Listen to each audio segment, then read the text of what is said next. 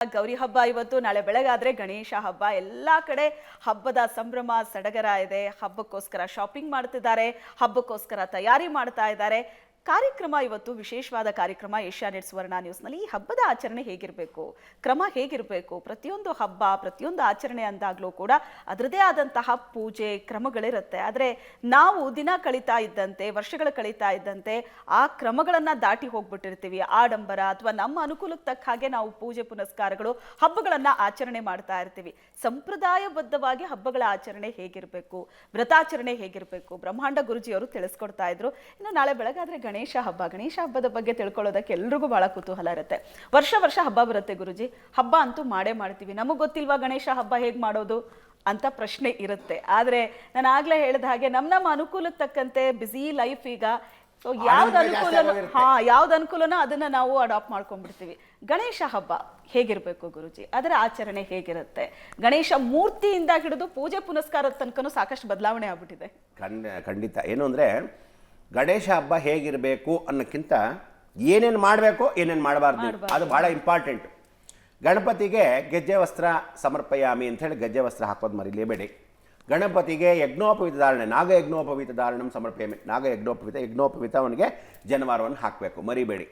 ಹೊಟ್ಟೆ ಮೇಲೆ ಗಂಧ, ಗಣೇಶ ಬಂದ ಕಾಯಿ ಕಡುಬು ತಿಂದ, ಚಿಕ್ಕ ಕೆರೆಯಲ್ಲಿ ಬಿದ್ದ ದೊಡ್ಡ ಕೆರೆಯಲ್ಲಿ ಎದ್ದ. ಆ ಹೊಟ್ಟೆ ಮೇಲೆ ಗಂಧ ಅಂತಿದೆಯಲ್ಲ, ಆ ಹೊಕ್ಕಳಿಗೆ ನೀವು ಅವನಿಗೆ ಗಾಯ ಆಗಿರುತ್ತೆ. ಪಾಪ ಯಾಕೆ ಗಾಯ ಆಗಿರುತ್ತೆ? ಚೆನ್ನಾಗಿ ತಿನ್ಕೊಂಡು ಬಂದಿರ್ತಾನೆ ಕುಬೇರನ ಮನೆಯಿಂದ. ಬರ್ತಾ ಇದ್ದಾಗ ಮೇಲ್ಗಡೆ ಚಂದ್ರ ನೋಡ್ಬಿಟ್ಟು ಹ ಅಂತ ನಗ್ತಾನೆ. ಅದು ನಗಕ್ಕೆ ಮೊದಲು ಹೊಟ್ಟೆ ಡಮಾರಂತ ಹೊಡೆದೋಗತ್ತೆ. ಬೇರೆ ಏನು ಮಾಡ್ತೀರ? ಚೆನ್ನಾಗಿ ತಿಂದುಬಿಟ್ಟಿರೋ ಗಣಪತಿಗೆ ಹಾವನ್ನೇ ತೊಗೊಂಡು ಸುತ್ಕೊತಾನೆ. ಆಗ ನಾವು ಒಂದು ಲೇಪನವನ್ನು, ಗಣೇಶ ಪಾಪ ನೋಡಿ ಏನಾಗೋಗಿದೆ ಅಂತ ಆ ಹೊಕ್ಕಳು ಸುತ್ತಲೂ ಒಂದು ಗಂಧ ಹಾಕಬೇಕು. ನೀವೇನು ಮಾಡ್ತೀರಾ? ಗಂಧ ಹಾಕಿದಾಗ ಬರೀ ಗಂಧ ಹಾಕ್ಬಿಡ್ಬೇಡಿ. ಎಲ್ಲರೂ ಈಗಲೇ ಹೇಳಿದ್ದೀನಿ, ನಾಕಾಣಿ ಹಳೇ ಕಾಯಿನ್ ಇರುತ್ತೆ ಗೊತ್ತಾ, ಅದನ್ನು ಅಕಸ್ಮಾತ್ ಇದ್ದರೆ ತೆಗೆದಿಟ್ಕೊಳ್ಳಿ.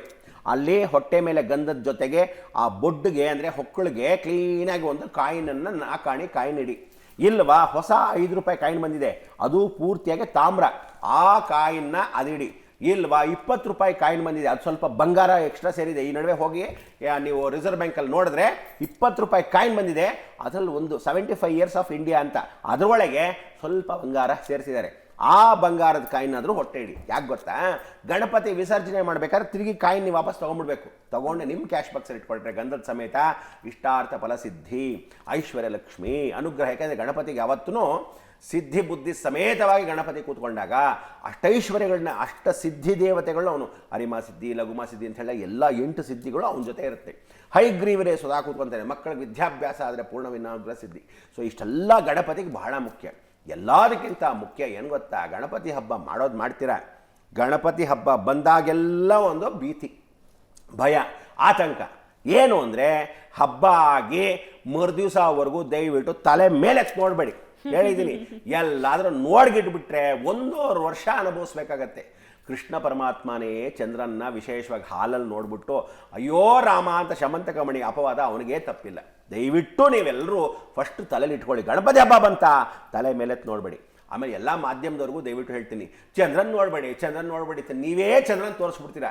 ನೀವು AI ಅಂದರೆ ನಾವೆಲ್ಲ ಅಪ್ಡೇಟೆಡ್ ಆಗೋಗಿರೋದ್ರಿಂದ ಆರ್ಟಿಫಿಷಿಯಲ್ ಇಂಟೆಲಿಜೆನ್ಸಿ, ನೀವು ಮೊಬೈಲಲ್ಲಿ ನೋಡಿದ್ರು ಅಷ್ಟೇ, ಅವ್ನು ಹಾಲಲ್ಲೇ ನೋಡಿದ್ದಾನೆ, ನೀವು ಮೊಬೈಲಲ್ಲಿ ನೋಡಿ ಚಂದ್ರನ್ ನೋಡಿದ್ರು ಅಷ್ಟೇ, ಯಾವುದೋ ಪಿಕ್ಚರಲ್ಲಿ ಫಸ್ಟ್ ಕ್ಲಾಸ್ ಆಗಿ ಹೀರೋಯಿನ್ ಡ್ಯಾನ್ಸ್ ಆಡ್ತಿದ್ರು, ದೊಡ್ಡ ಚಂದ್ರನ್ ನೋಡ್ಬಿಟ್ರು ಅಷ್ಟೇ. ಅದು ನೋಡಬೇಡಿ ಅಂತ ನೋಡಲೇಬೇಡಿ, ಹೇಳಿದ ಮೇಲೆ ಕುತೂಹಲ ಇನ್ನೂ ಜಾಸ್ತಿ ಆಗ್ಬಿಡುತ್ತೆ. ಗುರುಜಿ ಒಬ್ರು ಕಾಲರ್ ಇದ್ದಾರೆ. ನಮಸ್ತೆ. ನಮಸ್ತೆ ಮೇಡಮ್. ಗೀತಾ ಅವರೇ ನಮಸ್ತೆ. ಗೌರಿ ಹಬ್ಬದ ಶುಭಾಶಯಗಳು ನಿಮ್ಗೆ. Thank you madam. Same to you. ನಮಸ್ತೆ ಗುರುಜಿ. ಮಾತಾಡಿ. ನಿಮ್ ಪ್ರಶ್ನೆ ಏನು ಕೇಳಿ. ಗುರುಜಿ, ನಾವು ಇದು ಮನೆ ದೇವಸ್ಥಾನಕ್ಕೆ ಇದು ಗೌರಿ ಹಬ್ಬದಲ್ಲಿ ಹೋಗಿಲ್ಲ ಅಂದ್ರೆ ಗಣೇಶ ಹಬ್ಬದಲ್ಲಿ ಹೋಗ್ತೀವಿ ಗುರುಜಿ. ನೀವ್ ಹೇಳ್ದಂಗೆ ಸಂಸಾರ ಸಮೇತ ಹೋಗ್ತೀವಿ ಗುರುಜಿ. ಗೌರಿ ಹಬ್ಬ ನಮ್ಮ ಮನೇಲಿ ಆಗ್ಲಿಂದ ಆಚಾರ ಇಲ್ಲ. ಆದ್ರೆ ನಾವು ಎಷ್ಟು ದೇವ್ರ ಪೂಜೆಗಳೆಲ್ಲ ಮಾಡಿದ್ರು, ನಾವು ರೈತರು ವ್ಯವಸಾಯ ಮಾಡ್ತೀರಿ, ನಾವು ದುಡ್ಡು ಉಳಿಸ್ಕೊಳಕ್ ಆಗ್ತಾ ಇಲ್ಲ ಗುರುಜಿ. ನೀವು ಏನು ಮಾಡಬೇಕಲ್ಲ, ದುಡ್ಡಿಗೆ ಏನು ಮಾಡಬೇಕು? ಗಣಪತಿಗೆ ಏನು ಹೆಸರು? ಗೀತಾ. ಗಣಪತಿ ಹಬ್ಬದಲ್ಲಿ ಏನು ಮಾಡಿ ಗೊತ್ತಾ? ಈಗ ಗೌರಿ ಹಬ್ಬ ಹೇಗಿದ್ರು ಇವತ್ತು ನಾಳೆ ಇದೆ. ಗಣಪತಿ ಹಬ್ಬದ ದಿವಸನೇ ಒಂದು ಕೆಲಸ ಮಾಡಿ, ಒಂದು ಬಟ್ಲಲ್ಲಿ 21 ಕಾಯಿನ್ಗಳನ್ನ, ಒಂದೇ ಥರದ ಕಾಯಿನು 5 ರೂಪಾಯಿ, ನಾಳೆಗೆ ಇವತ್ತೇ ಎಲ್ಲ ಸೇರಿಸ್ಕೊಂಬಿಡಿ. 5 ರೂಪಾಯಿ ಆದರೆ 21 5 ರೂಪಾಯಿ ಕಾಯಿನು. ಇಲ್ವಾ 10 ರೂಪಾಯಿ ಕಾಯಿನ್ ಆದರೆ 10 ರೂಪಾಯಿ ಕಾಯಿನು 21 ಕಾಯಿನು. ಅದೇ ರೀತಿಯಾಗಿ 20 ರೂಪಾಯಿ ಕಾಯಿನ್ ಆದರೆ 20 ರೂಪಾಯಿ ಕಾಯಿನ ಒಂದೇ ಥರದ ಕಾಯಿನ 21 ಜೋಡಿಸ್ಕೊಂಡು ಅದರಲ್ಲಿ ವಿಶೇಷವಾಗಿರ್ತಕ್ಕಂಥ 5 ಕವಡೆಗಳನ್ನ ಹಾಕ್ಕೊಳ್ಳಿ. 5 ಕವಡೆ ಹಾಕ್ಕೊಂಡು ಸ್ವಲ್ಪ ಬಿಳಿ ಸಾಸಿವೆ ಹಾಕ್ಕೊಂಡು ಪ್ರಾರ್ಥನೆ ಮಾಡಿ ನಮಸ್ಕಾರ ಮಾಡಿಕೊಂಡು ದೇವ್ರ ಹತ್ರ ಇಟ್ಬಿಡಿ.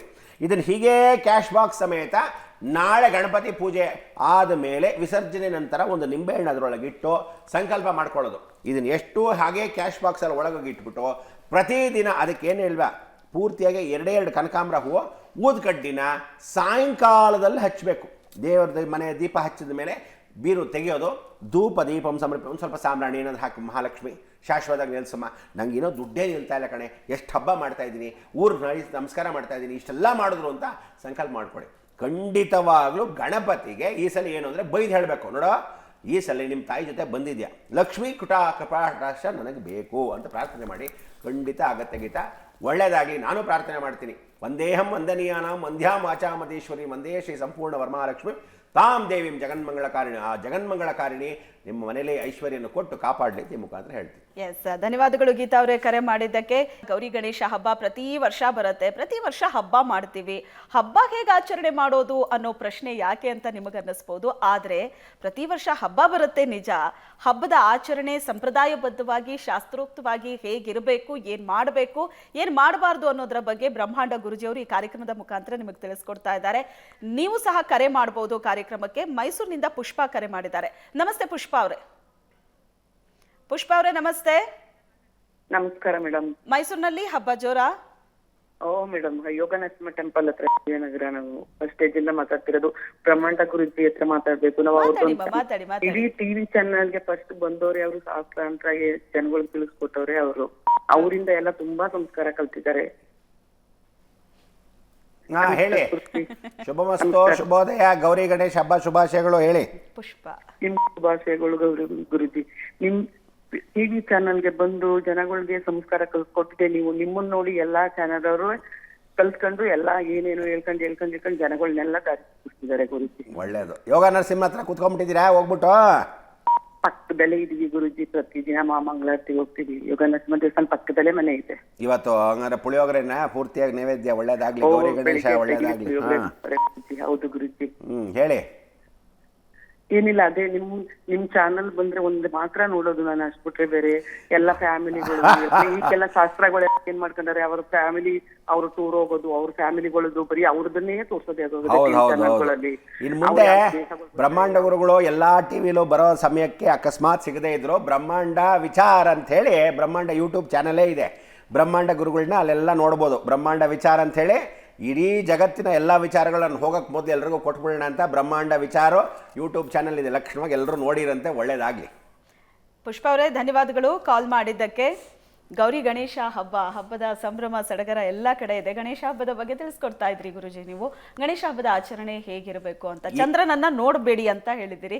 ಕುತೂಹಲಕ್ಕಾದ್ರೂ ಜನ ತಲೆ ಎತ್ತಿ ನೋಡಿದ್ರೆ ಏನು ಅಂದ್ರೆ ನಡ್ಕೊಂಡು ಹೋಗ್ತಾರೆ, ನೋಡ್ಬೇಕು ಅಂದ್ರೆ ಬೇಕು ಅಂತ ಅವನು ಚಂದ್ರ ಕಪಟ ನಾಟಕ ಸೂತ್ರಧಾರ ಇದ್ದಾಗ ಕೆಳಗೆ ಬೇಕು ಅಂತ ನೋಡ್ತಾನೆ. ಒಂದ್ ವೇಳೆ ನೋಡಿದ್ರೆ ಏನಾದ್ರೂ ಪರಿಹಾರ ಇದೆಯಾ ಶಾಸ್ತ್ರಗಳಲ್ಲಿ? ಎಂತೆಂತ ಕಷ್ಟಗಳಿಗೆ ಸಮಸ್ಯೆಗಳಿಗೆ ಗೊತ್ತಿದ್ದು ತಪ್ಪು ಏನೇ ಮಾಡಿದ್ರು ನೀನು ಗೊತ್ತಿದ್ದು ಮಾಡ್ಕೊಂಡ್ರು, ಬೇಕು ಅಂತ ಮಾಡಿದ್ರು, ಹಂಗೆಲ್ಲ ಮಾಡಕ್ ಹೋಗ್ಬಾರ್ದು.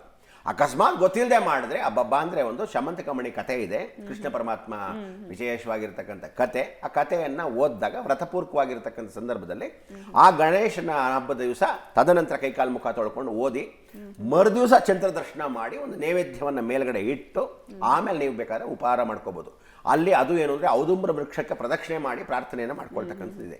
ದಯವಿಟ್ಟು ನೋಡಕ್ಕೆ ಹೋಗ್ಬೇಡಿ ಒಂದು. ಆದರೆ ಗಣಪತಿಗೆ ಗೌರಿ ಇಬ್ಬರು ಇಟ್ಟರೆ, ನಿಮಗೆ ಅಕಸ್ಮಾತ್ ಇಟ್ಟರೆ ಹಾಲಲ್ಲಿ ಇಡ್ತೀರಾ ಮಾಡ್ತೀರಾ, ದಯವಿಟ್ಟು ಎಲ್ಲರಿಗೂ ಕಣ್ಣು ದೃಷ್ಟಿ ಸೋಕತ್ತೆ. ಸೊ ಈ ಕಣ್ಣು ದೃಷ್ಟಿ ಬರದೇ ಇದ್ದ ಹಾಗೆ ಏನು ಮಾಡಬೇಕು, ಕಪ್ಪು ಕಂಬಳಿ ದಾರ ಅಂತ ಸಿಗುತ್ತೆ, ಅದನ್ನು ತಗೊಂಬಂದು ಗುಂಡನ್ನ ಹಿಂಗೆ ಸುತ್ತಬಿಟ್ಟು ಅದ್ರ ಮೇಲೆ ಒಂದೇ ಒಂದು ಗೆಜ್ಜೆ ವಸ್ತ್ರ ಮೇಲ್ಗಡೆ ಸುಮ್ಮನೆ ಹಾಗೆ ಇಟ್ಟರು ಸಾಕು. ನೀವು ಕಪ್ಪು ಕಂಬಳಿ ದಾರ ಅದ್ರ ಮೇಲೆ ಗೆಜ್ಜೆ ವಸ್ತ್ರ ಅವನ ಪಕ್ಕದಲ್ಲಿ ಇಟ್ಬಿಡಿ. ಯಾವ ಕಾಲಕ್ಕೂ ಎಲ್ಲ ದೃಷ್ಟಿ ಅದು ಹೊಟ್ಟೋಗುತ್ತೆ. ತದನಂತರ ಆ ಕಪ್ಪು ಕಂಬಳಿ ದಾರದಲ್ಲಿ ಒಂದು ಬೂದು ಕುಂಬಳಕಾಯಿನ ಮನೆಯವರಿಗೆಲ್ಲ ದೃಷ್ಟಿ ತೆಗೆದು ಹೊರಗಡೆ ಹೋಗಿ ಈಶಾನ್ಯ ಭಾಗದಲ್ಲಿ, ಉತ್ತರ ಪೂರ್ವ ಮಧ್ಯದ ಈಶಾನ್ಯ ಭಾಗ ಹೊರ ಭಾಗದಲ್ಲಿ ಕಟ್ಟಾಕಿ.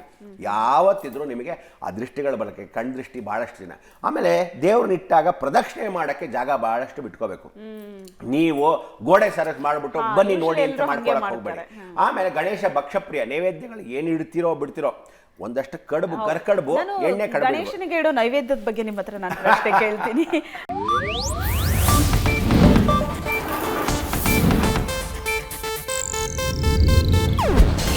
ಏಷ್ಯಾನೆಟ್ ನ್ಯೂಸ್ ನೆಟ್ವರ್ಕ್ ಪ್ರಸ್ತುತಿ.